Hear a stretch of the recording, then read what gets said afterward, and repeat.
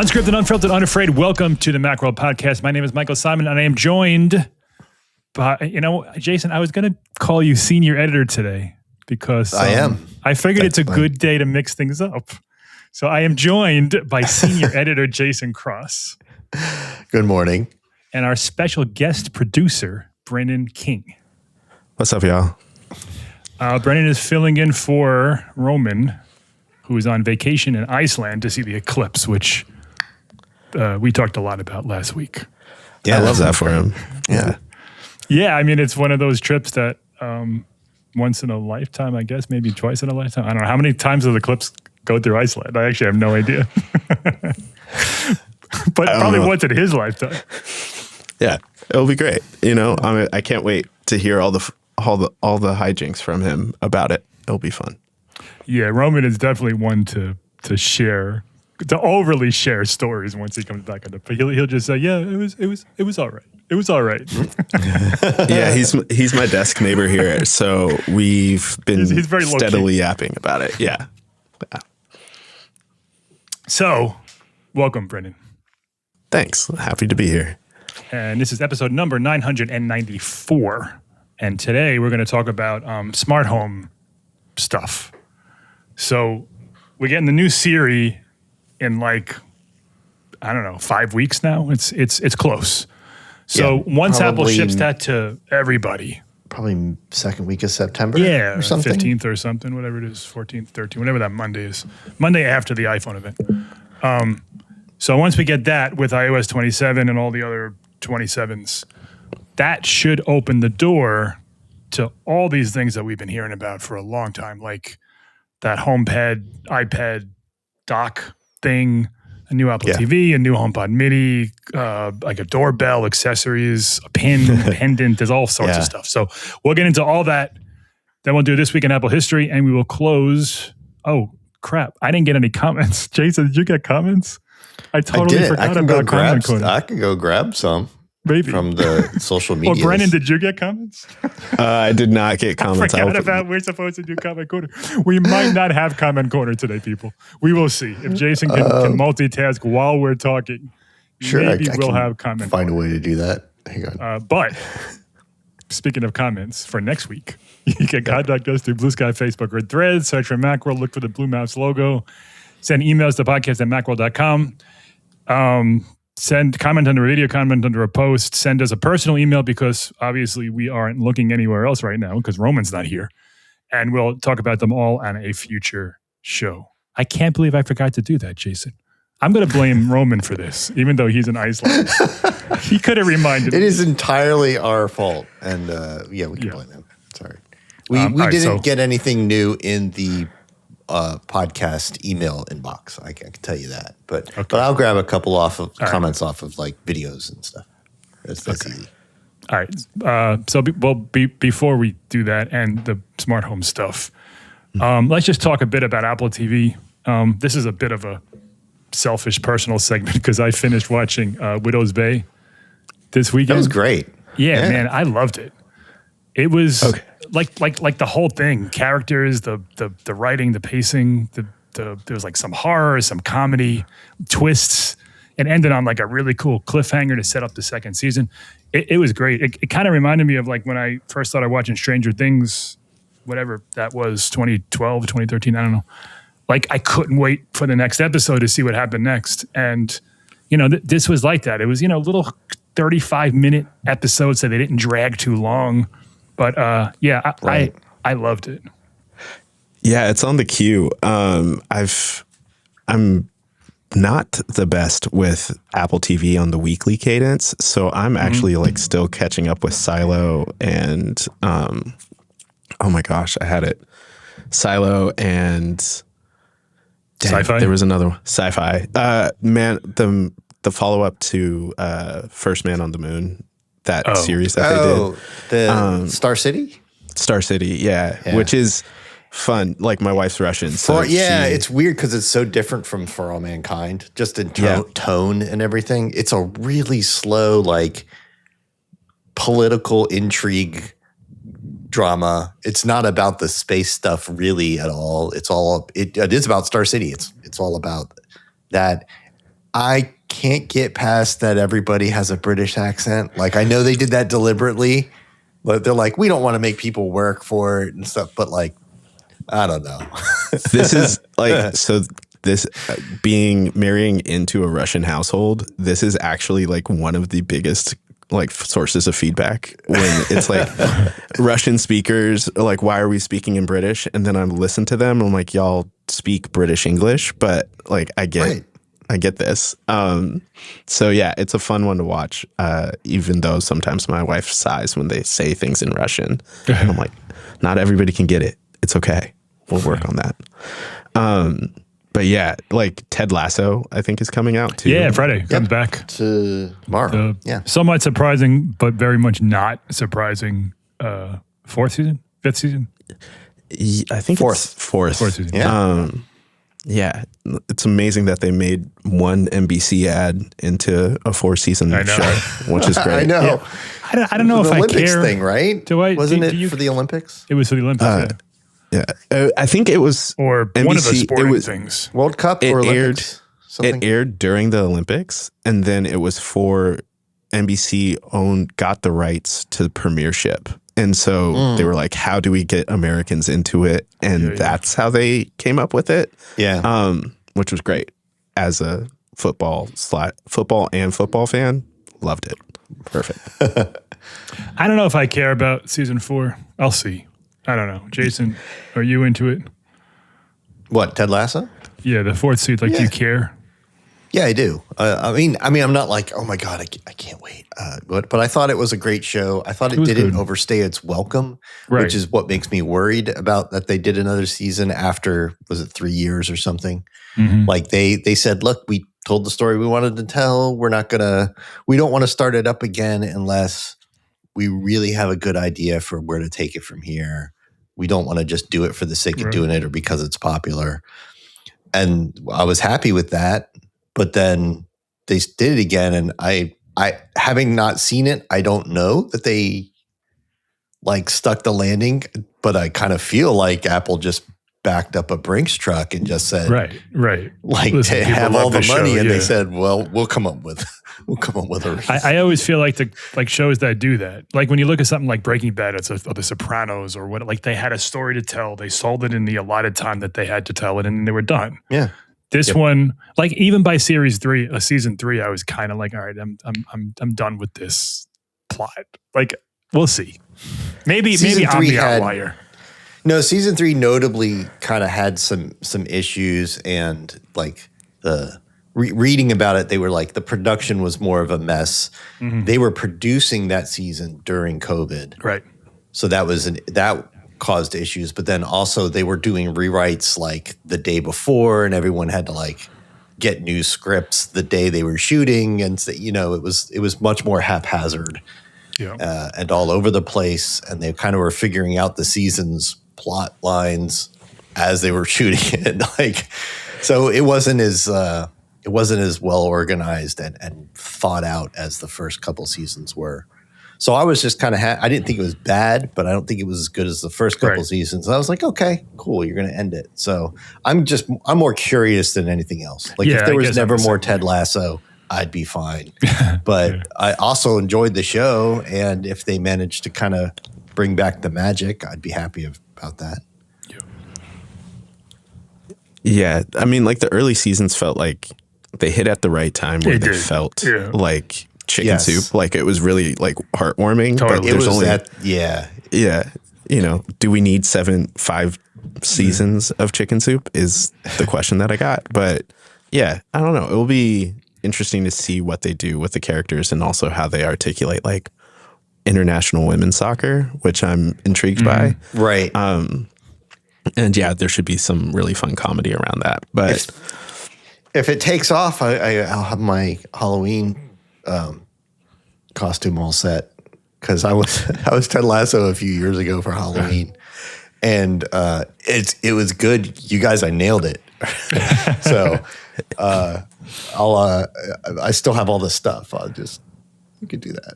Oh, we need pictures if that. Yeah, we don't. If that's this is news to me. I didn't know this happened. That could have been like a whole series of stories and galleries, Jason. Another show we'll wrap this segment up shortly, I promise. But does anyone watch Dark Matter? I think that's what it's called. I tried. I got like 3 episodes in, and I thought the name of the show was a science thing. I didn't realize they didn't turn on lights in the show. That show is so dark. Like literally underlit dark. I couldn't tell. And that's okay if it's a horror show or something, but it's like a science thriller, and they stand around in the kitchen like arguing in the dark a lot and stuff. And I was just like, all right, I don't have the patience for this right now.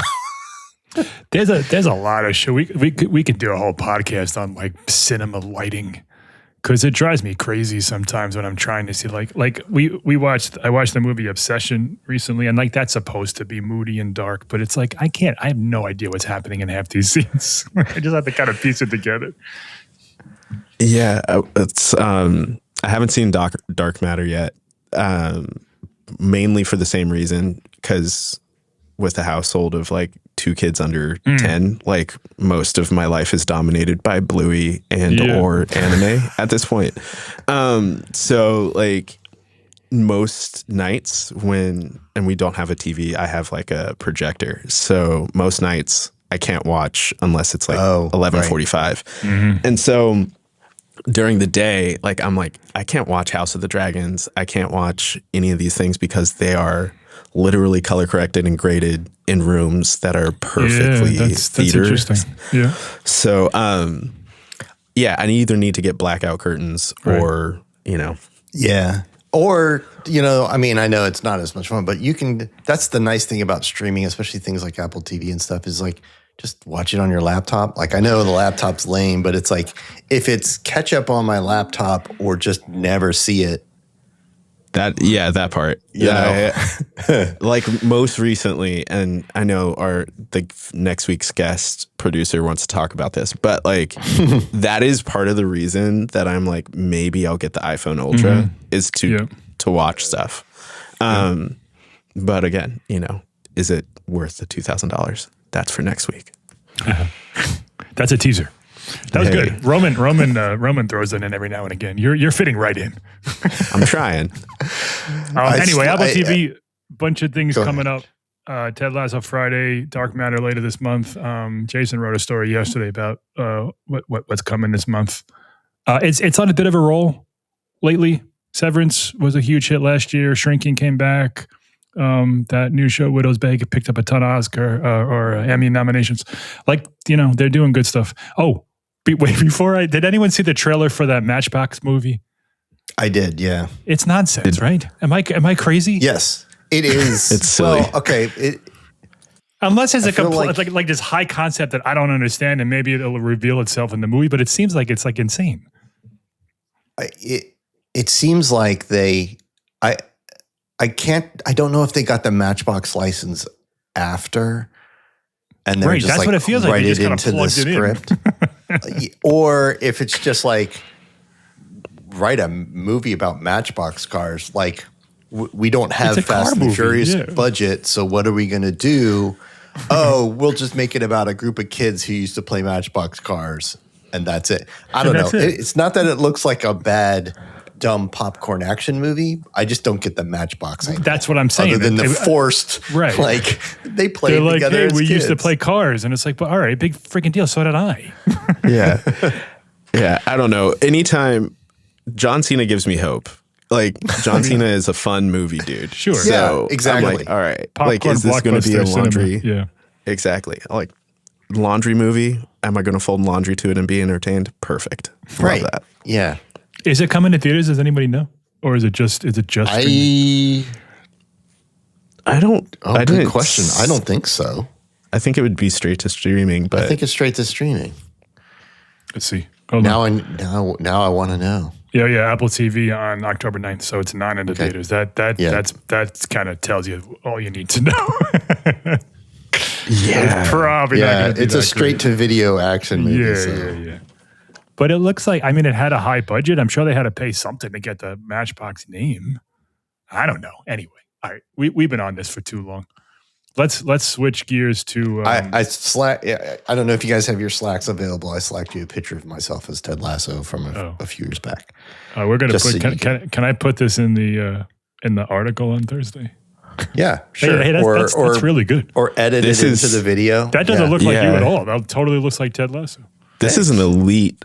Yeah. 10 out of 10. Did you make that jacket or did you buy it? No, I bought that. That's that and just a visor and a whistle, but like the jacket was good. The one thing I really had to buy. Then just some athletic pants. Grew my hair out to like shave to the mustache and everything. It's good stuff. Love it. $5 aviators. If without the aviators, it doesn't work because my head shape isn't like his. My eyes aren't like his. Mm-hmm. You've gotta go with the aviators thing. Yeah. But with that, it totally worked. Yeah, totally. No. Like I said, I nailed it. I'm not kidding. Ted Lasso coming back on Friday, and Jason's Halloween costume coming back in October. All right, smart home stuff. We've been writing about and reading about Apple this big smart home push for, I don't know, Jason, like 5 years maybe. It's been a long time, maybe longer. The first articles, I think it feels like that, but I think the first articles I read about it was from 2024, and they were supposed to come with all this new Apple Intelligence thing. What they ended up pitching as Apple Intelligence. Apple Intelligence had problems. From the start. The start, and they were like, well, we can't launch these products because Apple Intelligence doesn't do what these products need to do. Right. And then the next year, it still didn't. Last year we got they've got a whole new architecture with all new things, and they can finally launch all this stuff they've been waiting on. The premier thing that we've been waiting for is Siri, because Siri is the thing that is the brains behind this whole operation, and it's good. We've been Jason and I have been testing iOS 27, and it's legitimately good. It gets to a place where it doesn't feel like it's years behind anymore. Right. And there's some stuff that kind of Siri relies upon that will be critical for these products in particular, like advancements in what Apple brands as visual intelligence. Like that's going to be critical for half of these products, right? Right. So most of them have a screen. We'll start with the simple ones first. Where this fall, allegedly, the new Apple TV 4K and the new HomePod Mini, both of which are many, many years old at this point. Yeah.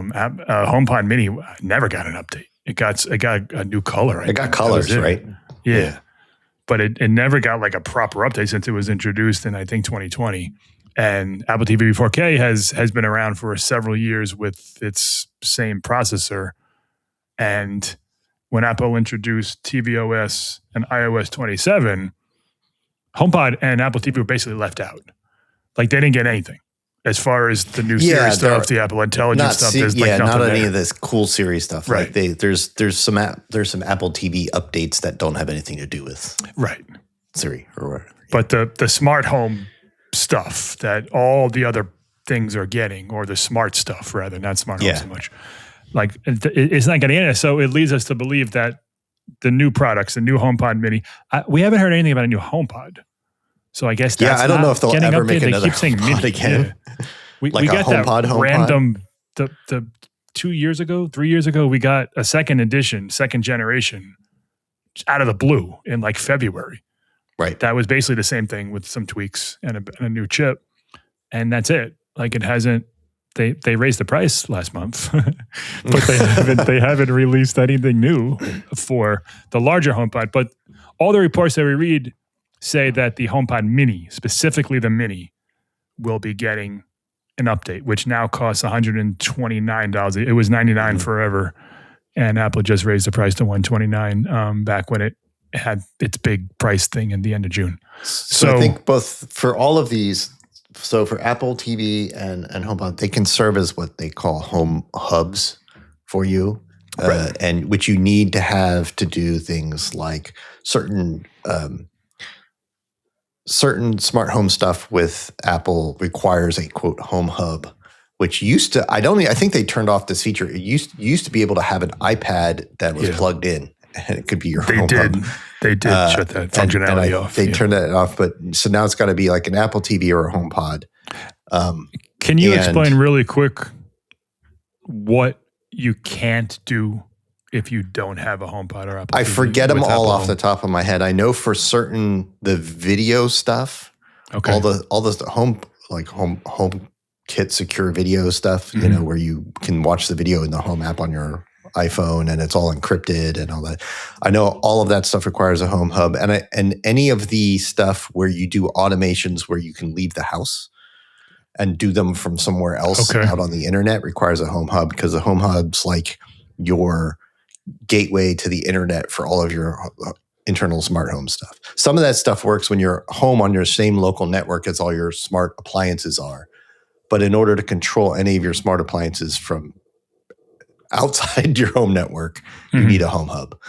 And there's some specific features. I don't remember what the whole list of them is, but it's not something you have to set up specifically. If you just have any of those products kind of on your home network, you're good.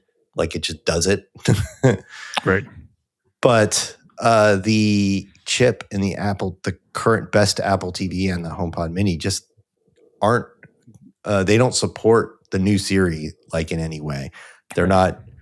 They're far behind what the Apple Watch cutoff point for Siri AI. Series 9, yeah. Is Series 9 and what is that, Series 7 or something? Yeah, it's a 7 in the HomePod Mini. Yeah. And the same thing with the chip in the Apple TV, which is an A series chip. They're just behind those things, and I think they need them. Oh, the HomePod Mini is actually an S5 chip, so that's way behind. Yeah. Oh, that's way behind. Yeah. Yeah. So even though they won't be doing all the things your iPhone does, like they don't have cameras and do visual intelligence and all that stuff, they still need to run that thing that goes like, okay, what are they asking? What are the words that they're saying mean? Do I do this here? Does it go up to the cloud? What information do they need to send to the cloud if it needs to be processed there? Like running all of that system architect part. Like I just don't think any of the current products can do that. They need new products that do.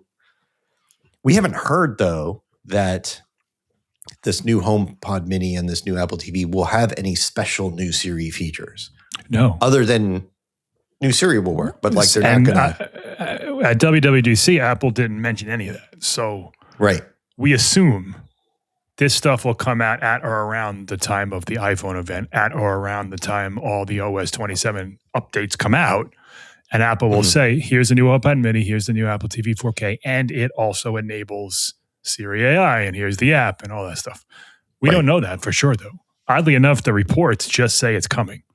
It hasn't really just detailed what you'll be able to do. Will you be able to have those conversational stuff with the new Siri? Will it have the be able to plug into your apps well, I guess that would only be for Apple TV, but I assume there'll be certain things it can and can't do, et cetera, et cetera, et cetera. So we don't know. We're just assuming that the new Mini will be you'll be able to have a conversation with it just like you would your phone, but or your Apple Watch, right? It'll work your Apple Watch, yeah. Like Siri would on your Apple Watch, right? A new Siri AI-empowered Apple Watch, right? And I think probably you're not going to get anything special out of the new Apple TV in terms of Siri AI, other than it works with the new Siri AI, and maybe there'll be the Siri app so you can see your list of previous conversations. It would be cool if you could say hey, what, you're watching a show, and you say, what else is this actress in?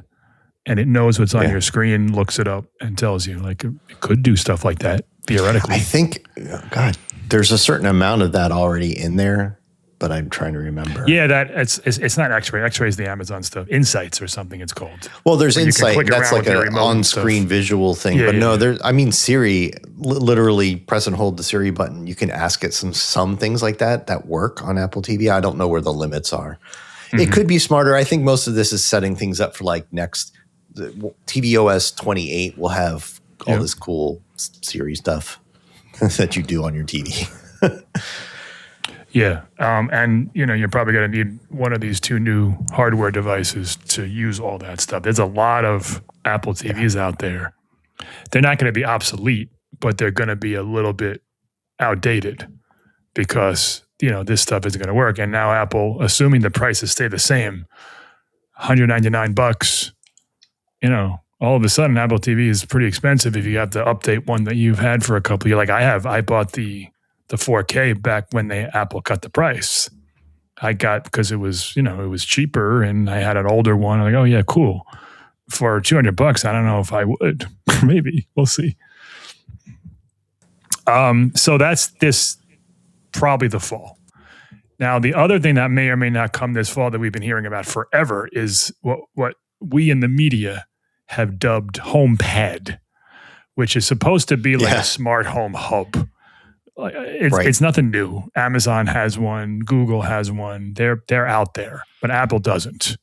Right. So it's like an Echo Show, or what does Google call theirs now? The Nest Home Hub or something. Yeah. Something or like maybe that. Not Nest. I don't even know anymore. Oh, speaking of Nest, speaking of smart home stuff. So I have a bunch of Nest Protects in my house. Okay. Right. The smoke detector. Right. So I didn't, unbeknownst to me, they have an expiration date.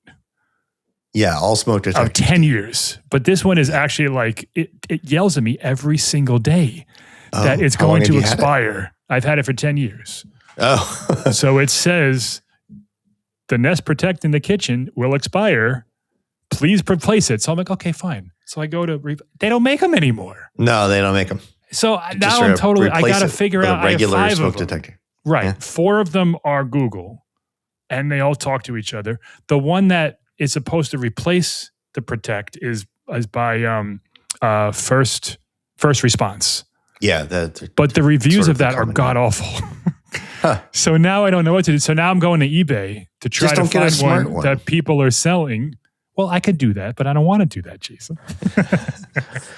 I feel like this is going to be the issue that, like, as Apple gets into more, like, here's the home hub situation is, like, as a fortunate homeowner, like, I'm like, I don't know. Sometimes I'm trying to figure out where the line of, like, where my entry point for smart devices is, right? Like, I tried the smart lights, and when those die, there's a specific kind that, like, my daughter, she calls them the rave lights because they'll just start flickering. Oh, boy. Versus, all right, do I get in and have the touch point be the switch and change the switches out? And then, especially with, like, Matter and finally, like, Meta, or finally with Apple and HomeKit. all the others, HomeKit, and, like, Matter being integrated, I think, like, that's a nice step. But it is one of those things of, like, okay, you're potentially entering this market. How is Apple going to, like, really, really step this forward where people are like, okay, I need to use it, which is my thing with the HomePod. I'm always so curious on how that's going to work. Well, price is number one. And they can't be, they'll be an Apple $600, but it can't be $600. Right. And with the recent price hikes, I don't know anymore. Like, I thought $299 was a slam dunk. Yeah, okay, good idea. First, because catching up on the rumors. It's supposed to be it is a new device category. It is not just like an iPad. And it is got a new operating system that borrows elements from Apple TV and from Watch OS. Like, it's going to have essentially complications and stuff. And the form factor is unique. It's got a 7-inch, pretty much square-ish screen. And so that's like this big, that's not huge. And square is a weird form factor for Apple. I mean, it's probably not a perfect square, but square-ish, right? Yeah. And there are supposed to be kind of 2 versions of it. One that you snap magnetically down onto a dome-shaped dock, almost like a half a HomePod, like a small speaker-based dock. And another that's meant to be mounted onto a wall. You put a little frame on the wall, and you can snap it up onto the wall and take it off. Lord knows how long the battery life is for the one you have on the wall. Yeah, like it's got to be more than 10 hours. It's one of those things I run a cord down to, like smart lights, or like, I don't know.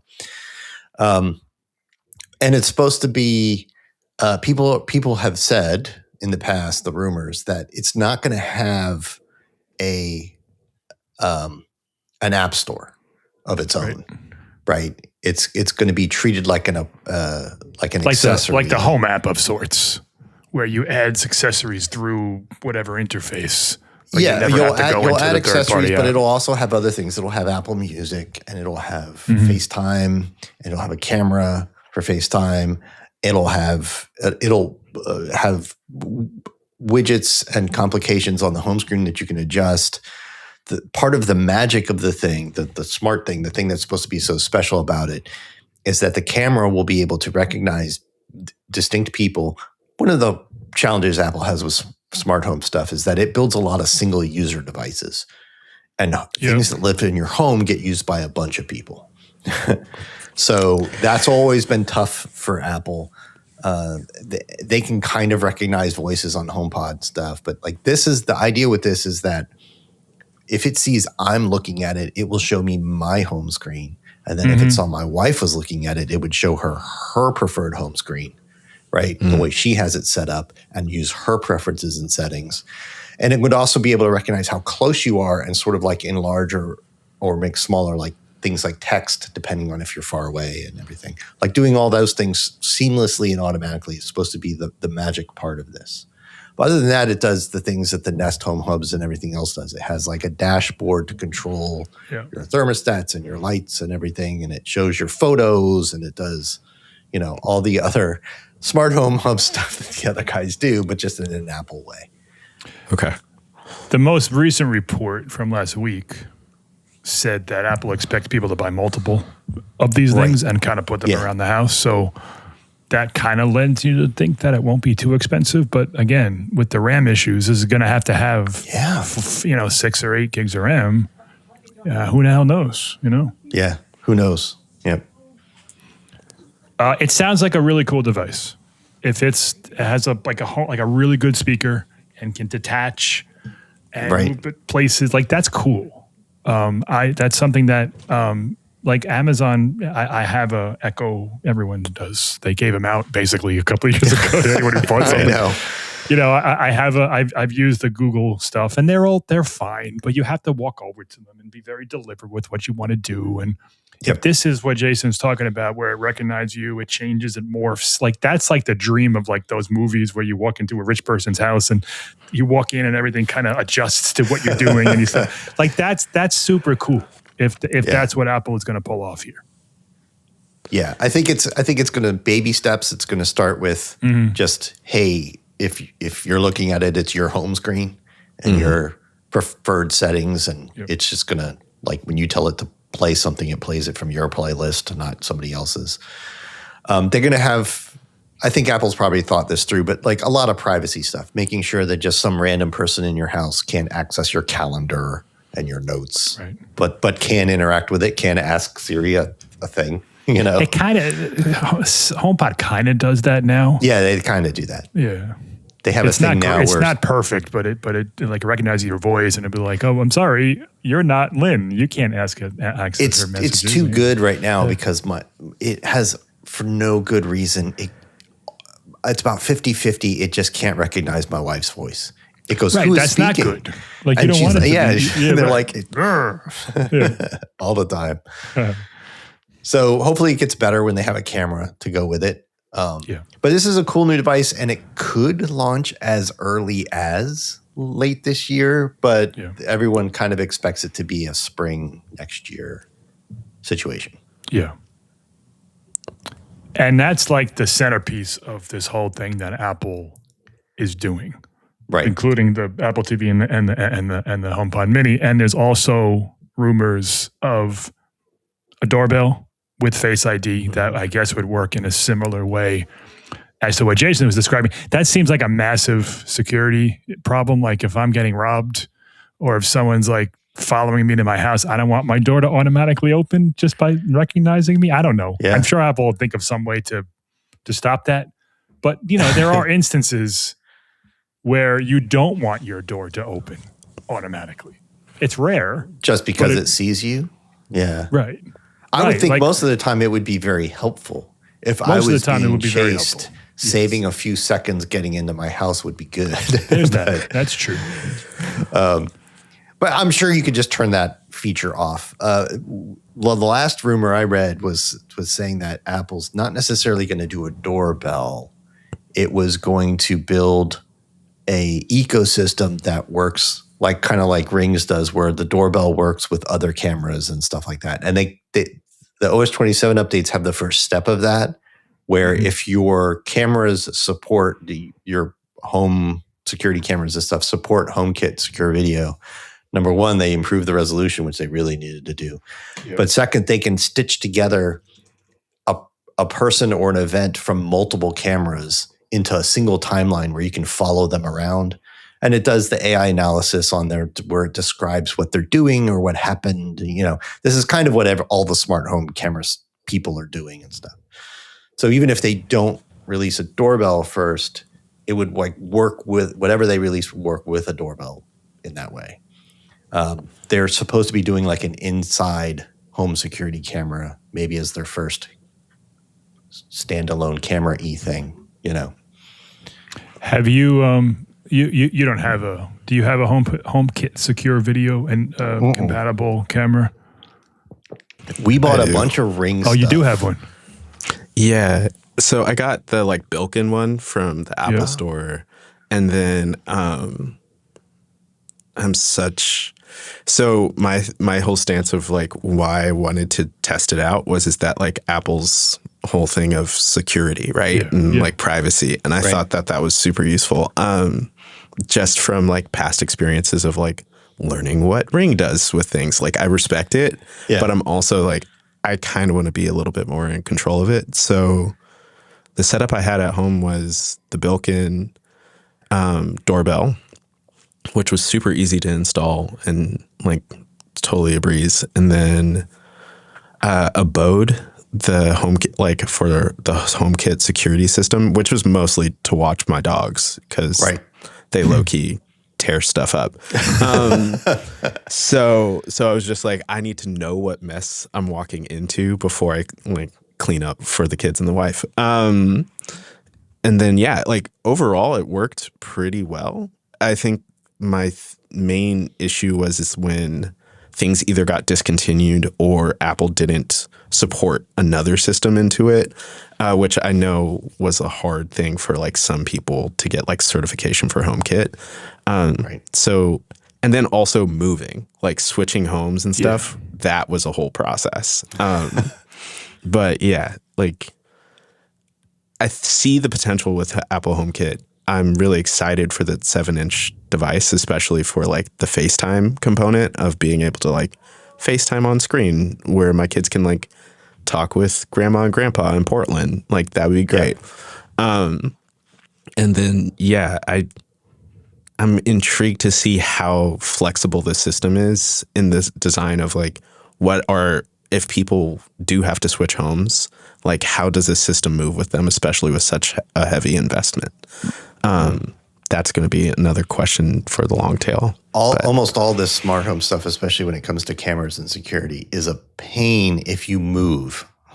They all have some process, but it's a pain in the butt process to detach it from your location and move it to a new location. You would think it would just be just set it up in your new house, but no, it still thinks it's in another location and all the.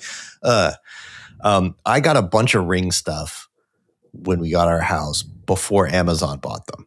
So I have Ring doorbells and I have internal cameras and I have external cameras with the floodlights and all that stuff. So for me to kind of dip my toe into Apple's secure home video, it is going to be a nightmare because I'm going to have to live in two apps that have separate features and don't work together. And so I would love to do any of this stuff, but it kind of means replacing everything. Nobody's got a good alarm system for me to replace with, but I'd be okay with just the alarm system being that. I have Simply Safe, which is in HomeKit also. It's a pain. It's such a pain. So I had ADT, and then they just got way too expensive for their monthly monitoring. So I switched to Simply Safe, which is I haven't tested it. I haven't had a reason to test it. Yeah, it's pretty cheap. It's $20 or $30. But their equipment is very good. But like Jason says, if I have to replace everything with Apple, and I think there's a lot of people in this same boat, and especially if so. I have certain things that I have. I have an outdoor flood camera, like you just said, but it's wired. I have a wired doorbell. I have a battery camera on the side of my house. So, like, there are things that I would need Apple to release, and it doesn't sound like they're going to come out with enough to replace all the things I want. So, either like you said, you live in 2 apps, or you just say, forget it. I'll just wait. Either Apple or there's good stuff that supports the Apple ecosystem. Yeah, and but it's still all all lives in the same app. I'm fine with it being a different brand, but what am I going to do about my outdoor camera floodlights? Like, I use those a lot. And I kind of enjoy that these things work together. So like we have a couple of internal cameras. They're off all the time unless we turn the alarm on. Yeah. Yeah. When we turn the alarm on into we're away, there's a home armed and an away and armed mode. But like in the away and armed mode, then they run. What's your alarm? Is that Ring? Is that through? Yeah. We have all Ring stuff. Okay. Yeah. Okay. We have the Ring things that you buy and stick up around. Yep. And a doorbell and all those other things. And they just work together. So to replace just one of them, all of a sudden you're breaking that. Yeah. Well, if I get Apple cameras inside, then they don't turn on when my alarm turns on. So then I could I'm the same way with a separate automation to say, hey, when everyone has left the house, turn on these cameras. But that's like a separate thing I've got to set up. Or like this glass break sensor and that door sensor, where like it's important. And that's why Apple coming in so late to this game puts them at a severe disadvantage for people who have already established a smart home of sorts. Yeah. So it's going to be interesting to see where they go with this, how they go with it. And, first of all, how much this stuff costs, because doorbells are, $100 to $200. Cameras are, $150 to $250, give or take. If they come out with a $400 camera, I don't know. I can't imagine many people. Can't imagine. Yeah. The doorbell is, Brendan, you were asking like where do you dip your toe into smart home? The doorbell is like the easiest, best place to do it. Just make sure that if you don't like how Ring operates or how this company operates, just make sure that you look up like how do they operate. But the simple, I get a notification on my phone when someone rings my doorbell and a picture of them. Right. And it's a camera that faces out of your door, which is like not a place you're really concerned about privacy, and stuff. Like that's the simplest. And around my neighborhood, like everyone has some kind of camera doorbell. Yeah, same. Yeah. And it was like the simplest ask was like, if you're out and somebody's delivering something, you can just talk to them with that. Right. Yeah, it's a little intercom. Yeah. That's been super helpful. I think with the spring lineup or the rumored lineup of the announcement of it being in spring, that just feels like a WWDC, like, hey, here's an ecosystem move. Right. Yep. That like could be an opportunity to be able to say, hey, we recognize y'all might already have these pieces. This is our stance on like how we work on an alliance. But like, I don't know if that will actually happen. Yeah, I don't think it would. I think they're beyond alliance. Well, part of the problem is that the biggest Ring is probably the biggest name in these. Yeah, but there's some and it's owned by Amazon, against, so they're never going to. Yeah, but they've faced some criticisms in recent years with working with the police and scanning faces and saving stuff. Yeah. So, like that's not a slam dunk. It's so scattered right now. Like there's Ecobee is really good and UFi is good, or however you pronounce it. SimpliSafe is good. Like they all basically do the same thing, but you got to pick. And once you get locked into one, even if you're not locked in, you kind of feel like you are. Yeah. And it also shifts the shopping experience because a lot of this stuff is at Lowe's and Home Depot. And like that experience of being like sitting and looking at the smart home sections and seeing how people are like, does this work with all my things? That's going to be an interesting market to try and penetrate for them. But I'm loving the Matter situation, but they just need to get faster. Like there's no Matter for like home alarm yet. and it's on the list of like, yeah, we're going to get to that. It's like, okay, but I don't need my Roomba to support Matter. It's nice. But I think the home alarm like should have been one of the first. They have locks and doors and lights and things like blinds, pretty much anything that goes on or off. But things that have a lot of other states and do things with those states, they're just not there yet with the Matter stuff. Mm-hmm. That's really the solution for all this. Like once it all supports Matter, you're done. You just buy a brand that supports Matter. It's all going to work in your home app. It's all going to work together. Or if you feel like jump into the Google app or something like that, it's all going to work in that. Like everyone's on board with Matter. Let's just go. Yeah, but they weren't forever. So I have some of my plugs are Matter and some of them aren't. Oh yeah. And, Yep. All right. So all this stuff is coming sometime between September and probably next June. I would think the HomePod will be first. Well, maybe not. Maybe I think the HomePod Mini and Apple TV updates will be because those are chip and ship updates. Yeah, they're not going to look different. I could see that popping up early in the iPhone event just as to kind of get things rolling. Then they do the iPhone 18 and then they do the Ultra or something like that. I kind of feel like they're not even going to talk about it. They're just going to be press releases. Well, but if there's like a whole bunch of features that go with it. Right. I guess what I'm saying is I expect 0 new features. Oh, it's just going to support the new series. That'll be a disappointment. That'll be it, right? Nothing other than what we know, maybe. Yeah, like whatever you do with Siri now, like the new Siri AI, like you'll be able to, they'll support the new Siri AI. You'll be able to talk to it conversationally and stuff like that. And that'll be it. That's why they'll just do a press release thing. And then like next year at WWDC for the 28 releases, there'll be tvOS 28 will have all these cool AI features. And the fine print will be, you need the new, the one we released last fall, That's how I think it's going to go. I don't think that there's massive new AI features for any of these. For those two, for just the HomePod will have all kinds of cool stuff. It's a new interface, and there's a lot for them to talk about with that. But I think the HomePod Mini and the Apple TV they're chip and ship updates, and they'll just with the addition of Siri AI. Yeah, so slightly more. Well, we'll see. So yeah, maybe September, maybe October, maybe March, maybe June. We don't know, but sometime soon. All right. All right, Brandon. Usually Roman does This Week in Apple History, but I'm prepared to take it over if you don't want to. All right. Or you're not ready to, or you haven't prepared to, because I don't think I told you that. We talked about it. I mean, I can tap in with anecdotal talks about it. Yeah, let's do that.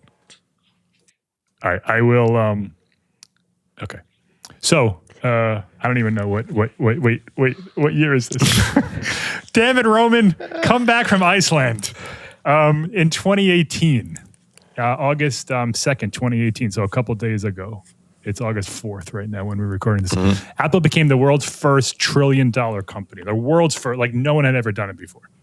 Yeah. It was a big deal. That was only 8 years ago. That is crazy. Because the other day, it briefly passed $5 trillion. Let me see where it's at now, because they got clobbered after their earnings last week. Right now, it is at $4.5 trillion. So they lost about $0.5 trillion. That's wild.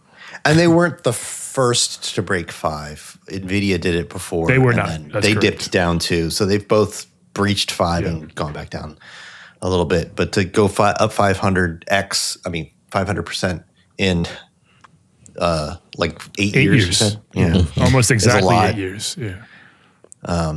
And I find what I find, I guess, most interesting about that is it's kind of been the worst 8 years. Like it's been...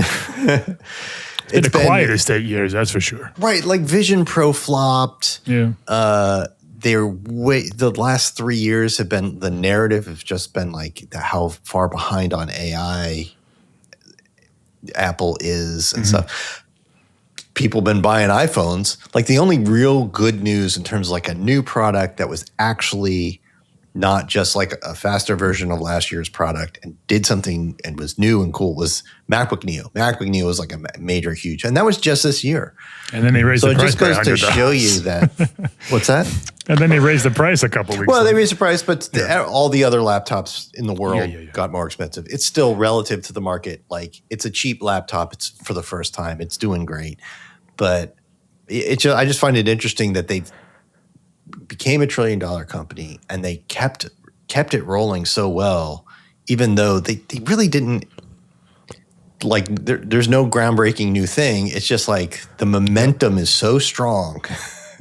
Yeah, even like AirPods, they came out in 2016. That was before. That helped them get to $1 trillion. I mean, part of it is the insanity that is the stock market these days. Yes. Everything is very overvalued, particularly tech stocks. Yeah, like I was just reading about this where their PE multiple, they got hit based off of their earnings, but their PE multiple is actually is being rewarded for not going into AI as much. Like, which is interesting, especially with this new CEO like stepping in and being a hardware specific person. I think that might be the opportunity for them to grow even more as a brand, because it's like Apple right now, it's the hardware just really works for a lot of people really, really well.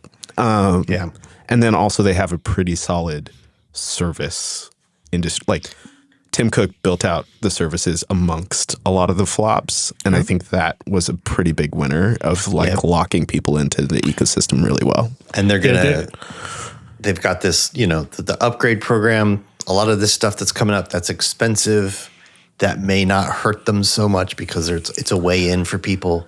So we'll see. It's going to be interesting to watch as well. But they're just not as over invested in AI as a lot of these companies are.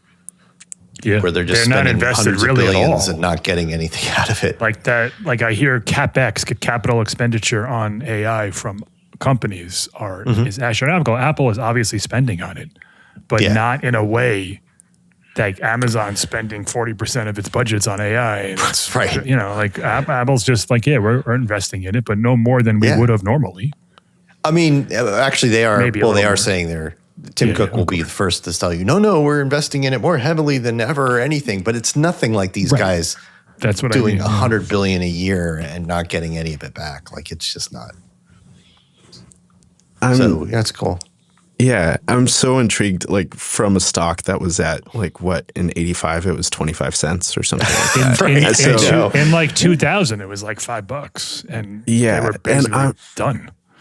It's an interesting situation to see, like, all right, you made it to $1 trillion and now you're in the 4s and potentially in the 5s. But, like, how do you do that? Is it expanding your 20% market share of phone and mobile devices? And, like, you can't, depending on what they do for their announcement this year, right? Like, dropping a $2,000 phone, upping your price on your main phones, like, how does that actually get the rest of the world on board, right? Like, how do you saturate more of the market outside of being like, MacBook Neo was kind of their first. I mean, boy, did that make Microsoft sweat, right? Because they were used to this idea that, like, people like their Macs, but, like, everybody buys a sub $1,000 notebook. That's 80% of the market, and Apple's just not even there, and we don't even care, and it doesn't matter if Windows. It's amazing to me how desperate they are to fix Windows now. Like, every other blog post from Microsoft is about how they're optimizing Windows and making it run fast and getting rid of all the cruft and doing all these things. And they were not interested in doing that when they had a capture on the market. And then Neo comes out and they're like, oh, crap. The RAM crisis has really affected Apple's ability. Like, they were, like, you could see the signs. The iPhone 17e and the MacBook Neo came out within days of each other. And, like, they were, the iPhone 17e, you can criticize it. You can criticize Neo as well, but it doesn't matter. There were $600 devices that got a $1,200 device into the hands of someone who couldn't afford it. And that, Yeah, I think that like the E cycle and that Neo cycle is going to be the thing that is going to dictate it. Like even the iFixit teardown of the Neo too, right? Like, oh, hey, this is one of the more repairable computers that we've come out with. Yeah. I think that's the other step where it's like, how do you expand that to the top of your market line and then also down below? Because again, the stuff's getting more expensive. The components are getting more expensive. People are also, their products last mad long, right? Like, like I don't need to upgrade my Apple Watch. And Jason, you've heard me yap about this, but if it wasn't for the fact that like I'm trying to run an ultra marathon, like that's the only reason I'm trying to switch my watch and also Siri. But like, I'm so intrigued to see what under new stewardship this like Apple's going to do to like grow more. Yeah. It's the tactic you were talking about before, get more money out of the existing people. Like that's a tactic, but it's not growing them into new markets where that come in at the bottom end of the price stack. So we'll see what happens with that. It'll be the whole Apple upgrade thing is very interesting because it's US only and all that stuff right now. Yeah. That's just a way to get kind of people into more expensive stuff. It'll be interesting to see if they're able to expand this into markets like India and stuff like that, where there's a big growth of people into this, the market segment that just edges up to where Apple starts. Right. There's a lot of people with like $200 and $300 phones in India. Sure. They're just not quite at where but could they afford to pay a monthly payment to Apple for like an E-class phone? Maybe so maybe that this is all part of how they kind of grow this ecosystem because it's incredibly sticky, both by design and just because it's good. Both of these things are true. And it's like, because like once you're in, people don't leave. Yeah, and there's nothing comparable from Google or Samsung or anyone that makes this array of products and services that people A, enjoy, and B, like you're locked in, but you don't feel locked in because like I enjoy it. I like my iPhone. I like Apple Music. It's the walled garden. Apple TV. The garden is nice. Right. Sure, it's got a wall, but it's nice. It's fine. Wasn't leaving anyway. Right. It's like that last Avatar or the Avatar Last Airbender line of like, there is no war in Ba Sing Se. Like sometimes it's like when you hit a certain limitation, you're like, okay, I start looking. But then other times I'm like, wait, my father is going to share photos on iCloud and I cannot instruct him on how to do this thing, right? Or it's little elements like that I'm just like, all right, my brain, it's worth the Apple tax on that. Right. And the support for, iOS 27 goes back to the iPhone, 13, 12? I mean, no one's doing that either. So, we'll see. But 1 trillion 8 years ago, in 8 years, will they be worth 10 trillion, Jason? Probably. Or will they 5X again? Why not? Is it going to be the first 25 trillion? I mean, there's a lot on the horizon. Glasses, folding phone, touchscreen MacBook, and that's just in the next couple of years. So there's a lot. And, we'll see what Turnus does starting in September. Yeah, we should have a whole show. Oh, it's planned. Just about Turnus. I have it written down. August 31st or 30th, whatever it is, right before Tim Cook leaves. It'll all be about Tim Cook's tenure, which was a good one. Yeah. We should get photos of his go-kart collection. Like, that's the main thing I knew about him before. Wow. Oh, really? I don't think I knew that. Yeah, the dude is like, he tinkers with go-karts and builds them. That's one of those big things. Yeah. All right. He's got enough money to do it. I love that for him. Jason. Yes. Do we have any comments? Did you dig up any comments found a couple. while we were talking? All right, good. Yeah. Let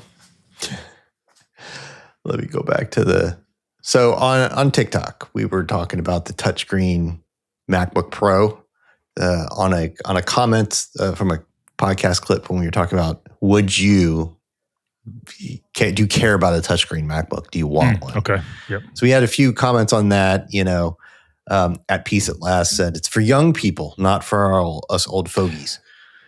Yep. And Fajito Bonito says, how about a touchscreen iMac, which I think we talked about before, how they'd have to change the iMac, but that Microsoft Surface that went down like a drafting table would be the thing. Like that would be the way to go. They're never going to do that, but that would be sweet. No, that would be really sweet. Yeah. So back to the touchscreen MacBook for old people or young people. I mean, sure. my biggest question mark with the touchscreen MacBook Pro that's supposed to come out in a couple of months, it appears to be geared towards pros, like high-end pros. Like it's going to it's going to be expensive. It might be MacBook Ultra, right? It's going to be. I don't know if those people care about touchscreen. Right. Like on a film perspective, on a film set, there's only like two people that I would think of that would use that really. And it's like a Digitech or a DIT on a film set, right? But I don't know if it's, they already have so many different touch interfaces to work with that touchscreen's not going to be the first one. It seems like it's geared at the wrong market. Like my son is in high school. He would want one. I'm not buying him a $3,000 laptop. There's one pro market that I feel like it is laser focused at, not so much you'd make a whole product around it, and that is app developers, right? Like you can pull up your iPhone sim on the screen and you can actually tap and use it like an iPhone. Okay. Yeah. You know, that makes total sense to me. But like, all right, all these app developers going to buy a MacBook Pro that starts at $3,000. You need a MacBook to develop iPhone apps. That is unfortunately like a critical thing. Xcode is right. Yeah, it's not even. Is it on iPad now? Xcode? It's not still, right?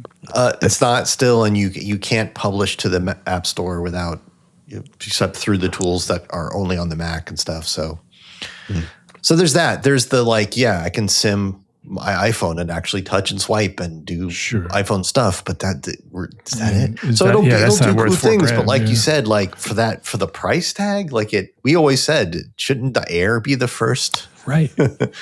Touchscreen or the Neo. Imagine the Neo with a touchscreen for $700. Like, geez, they would have sold a million. Every kid, 30 billion.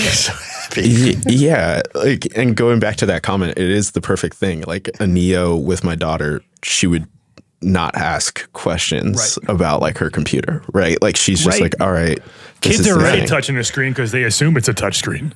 Exactly. And then as I was listening to y'all's podcast last week, it was one of the things that came up was the ad for like the iPad Pro, I think, when it was the girl running around New York, like with the iPad and being like, the neighbor says, is this a computer? Right? Like that moment, I'm like, all right, cool.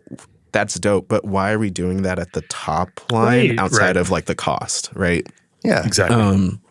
But yeah, also a 360 swivel. Like if it was like a 180 swivel, this is one of my gripes right now with some of the touchscreen laptops. Mm-hmm. I don't need a 180 swivel. I want a 360 swivel. I don't think it's a swivel at all. Like lay flat, you mean? Yeah.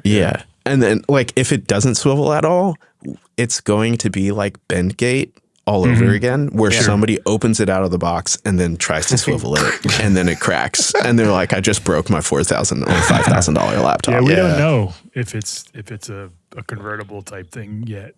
Yeah. From what we've heard, it's not going to have like a separate kind of touch interface. It's going to be Mac OS's regular interface. It's just going to react when you touch it by making things bigger and stuff. So maybe it won't inspire people to swivel it. You know, I don't know. All right, we got another comment. This one on the video about I posted about the iPhone upgrade program. The Apple upgrade program, asking if you would lease your iPhone or Mac. Mobius 03692 says, in a word, hell no. That is 2 words, Mobius. That's 2 words. Dr. Frankentosh says, yes. I've been rolling my own lease program for years now. I buy a refurbished Mac, use it for 1 or 2 years, resell it for 50% of the original purchase price, and purchase another referral for, I think you meant refurb, for 15% off, saving $65. So he's just mathing it all out. That is, okay, I appreciate the enthusiasm, but that is not a lease. You're buying and selling, right? Which is cool. And good on you, but I've financed my iPhone for years through it was first through the iPhone upgrade program, and then I just did it through Apple Card. It's essentially the same thing. I know what you're saying. It's a lease on them. It's different. Those are essentially 12 the months, same 0% financing, but you're paying the purchase price. Right. So it's much higher than these lease things where you pay minus the residual value. I haven't kept an iPhone past 12 months in, I don't know, 8 years, 7 years. It's been a while. So like I'm totally on board with the iPro program. Like I understand I'm a sucker maybe, and I can probably get more if I bought it and then sold it. I don't care. Just make it easy. Yeah. We had comments saying you'll own nothing and be happy, which is the standard. That's stop calling it a subscription. It's an installment plan. No, that's what changed. It's no longer an installment plan. You don't own it. It is a lease. A subscription of sorts, yeah. Yeah. You pay and you don't own it, and you have to either give it back or you just get a new one. But you just keep paying your monthly fee. That is the cost of the thing less its residual value. Right. So it's cheaper. I've been leasing cars for, I don't know, 20 years. Most people do. Yeah. It's the way people go. I've had a car bill forever. I've also never had to worry about brakes or transmission or any of the issues that arise when you own a car for 7 or 8 years. So, there's a trade-off. Like I've gotten no value out of any of my cars, and I get screwed every time I go back to the dealership. I get it. But I also like getting a new car every 3 years, and I like having a relatively low monthly bill. It's a much lower bill than if you financed that same car even over 5 years. It would be a much higher bill, right? Yeah. Because you're paying the car's cost minus its trade-in value is what you're financing off. With the lease. So this is that same thing. It's a car lease for your phone. It gets people into expensive things more often and more cheaply, just like the car lease. Except unlike your car lease, most of the car leases include service. This does not. This is no true. Apple Care. You got to buy that separate. Yeah. Speaking of car leases, my last car lease, I didn't know they were doing this. The service thing, the like included service was only for 2 years. But the lease was for 3. So if anything happened in that third year, I'd be on the hook for it. We weren't. It didn't happen. But I thought that was crappy, and apparently that's common now. Yeah, that I experienced that. I had to get a new car because my old car died right during COVID. So it was like the absolute worst time to buy a car. So I was just like, hold on, this is weird. To answer your question on the video, like personally, I wouldn't get it for a phone just because I kind of use and abuse my phones. So, and I lean on Apple Care pretty well. You can still get it. You can still get it. Yeah, you can add Apple Care to these. Not stopping you. Yeah. Yeah. I don't it hasn't crossed my mind yet until most likely at the end of the month or early September. But then the thing that's really attractive as an editor is the machines. So like getting those and leasing them, which they already been doing for their like business program, but like making it more consumer friendly is a interesting proposition, especially for like folks that are coding and developing an AI and creating stuff. Like that 3-year cycle is really, really helpful. Yeah. Definitely. And just being like, okay, this is a $3,000 thing. I don't have $3,000, even if it's a good deal to buy it for $3,000 and then sell it in 3 years and get a new one. Like I don't have $3,000. I do have $80 a month, right? So that's a goodie. Were there any other comments? I didn't see any pop in. That's probably enough Comic Corner for this week. We're so far behind. We'll be more organized next week, I promise. We're off on time anyway. All right. Well, thanks, y'all. It was been really, really fun. Sorry for dragging y'all into some rabbit holes, but no, man, love the chat. That's what we're here for. Yeah. And all right, so that's it. That does it for this episode of the Macworld podcast, episode number 909. Jason, I did change. before we started the show. Did you not? Jason said, "Did you make sure you changed the number?" And I looked. I said, "Yeah, I did. I did." Just before we recorded, I said, "Oh, don't forget to change the number." And you're like, "Yeah." Oh, yeah. Episode 994. Thank you, Jason. Thank you. Thank you, Roman. Oh, thank you, Brennan. Roman's not even here. Thank you, Brennan. That's the highest praise. I will take that W. Yeah, it's been a pleasure. Thanks for joining us. This was a lot of fun. Next week, we will have Adam, another member of our video team, to talk about folding phones. But and he's hey, man, so anytime excited. you want to fill in for Roman, just lock the door behind you and don't open it for an hour and a half. August 31st, I will pop in if needed to just rap about this new CEO. Definitely. It'll be fun. All right. Roman, write that down. And thanks to you, the audience, for tuning in. You can subscribe to the Macworld Podcast in the podcast app on Spotify and YouTube, and Macworld, the podcast channel, or through any other podcast app. Comments or questions. Hopefully we'll remember to write them down before next week's show starts. But you can contact us through Blue Sky, Facebook, or Thread. Search for Macworld, look for the Blue Mouse logo, comment under a video, comment under a post, send us a personal email, send an email to Macworld, podcast at macworld.com, and let us know your thoughts. And next week, we're going to talk about the iPhone Ultra with Adam Patrick Murray of our video team, filling in as producer for Roman, who is in Iceland. See you next time.